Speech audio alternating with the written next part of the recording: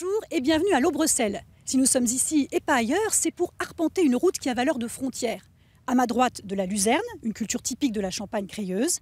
À ma gauche, en contrebas, les débuts de la Champagne humide et ses forêts. Sur ce territoire, nous allons rencontrer des habitants esthètes, des cyclistes et un amoureux des oiseaux. À l'est de Troyes, la route du balcon du parc voit passer beaucoup de migrateurs. Rien que dans la commune de l'Aubrecelle, 70 personnes peuvent être hébergées en même temps dans des gîtes ou chambres d'hôtes. Agriculteurs en retraite, Didier et Joël Jeanne accueillent des touristes dans une grange et un pigeonnier restauré depuis 30 ans. Vous avez vu ce que c'était?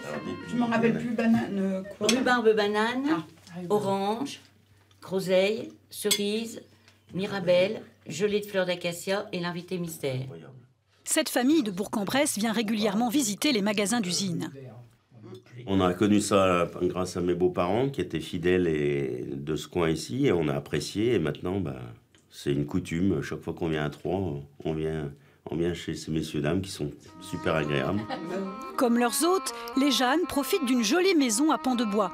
Un patrimoine qui séduit les visiteurs autant que sa situation à proximité de l'autoroute. On est à 4 km et quand les personnes descendent du nord de l'Europe vers le sud, voilà, on est là. Et puis la proximité de la ville de Troyes, être dans le parc de la Forêt d'Orient, et voilà.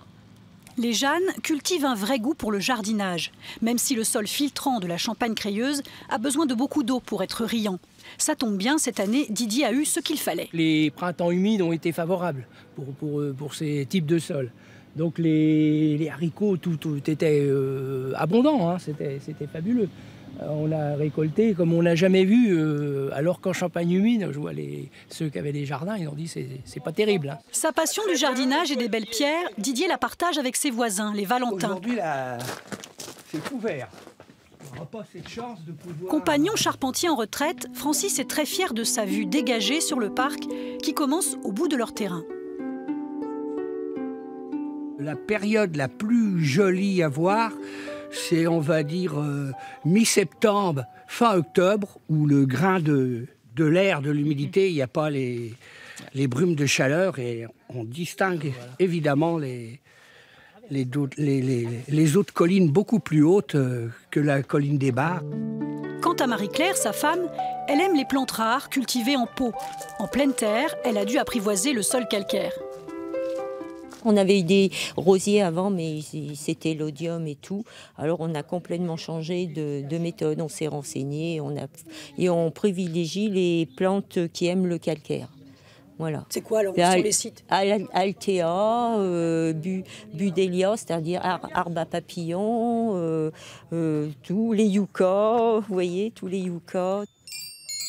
Un vent léger nous pousse sur la route du balcon du parc. En direction de Doche, nous croisons des membres du vélo club de Bréviande. On en prend cette route-là parce qu'elle est déjà moins fréquentée au niveau des voitures.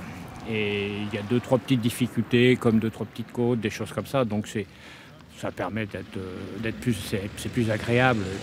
Puis en fait, c'est la route qui va sur les lacs en plus. Donc ça nous permet de faire le tour, de contourner et faire le tour des lacs. Au passage, il salue le héros de Doche, qui a déployé ses ailes en 2006. Ça donne un point de repère, il est super chouette. C'est un truc qui a été bien réussi, donc il faut absolument que ça soit vu, quoi. Dans le village, la rue des Bûchettes réjouit également les cyclistes aguerris. Le cycliste, c'est maso. Il veut toujours se faire mal. Donc des côtes comme ça, finalement, c'est pas grand-chose. Non, mais on en fait plusieurs, il faut les faire plusieurs. Pour observer d'autres migrateurs, nous rejoignons à Sasset l'ornithologue Stéphane Gaillard. Bon, aujourd'hui, on l'a vu, c'est couvert, il faut le croire sur parole. Moi, l'actualité du parc, c'est le suivi des cigognes noires, notamment. Ça va être aussi les rapaces, hein, bien sûr, les bondrées, tout un tas d'oiseaux comme ça qui sont partis pour le sud. Le garde de la réserve naturelle participe régulièrement à l'inventaire des espèces sur les 2 versants de la route, en particulier côté parc. Il y a une diversité de milieux, puisqu'on a de la forêt. Si on regarde bien, on a du bocage avec quelques haies et des prairies. Derrière la forêt, on sait qu'il y a des lacs, des étangs. Toute une mosaïque de milieux qui fait qu'il y a toute une multitude d'espèces qui vivent plutôt en Champagne humide, côté parc de la Forêt d'Orient, donc de ce côté-ci. Alors que c'est vrai que de l'autre côté, en Champagne-Crayeuse, on va avoir beaucoup moins de milieux et d'espèces. Nous terminons notre promenade au sommet du balcon du parc qui culmine à 203 mètres. Ici, on peut voir à 360 degrés par temps clair. À bientôt, ailleurs, en Champagne-Ardenne.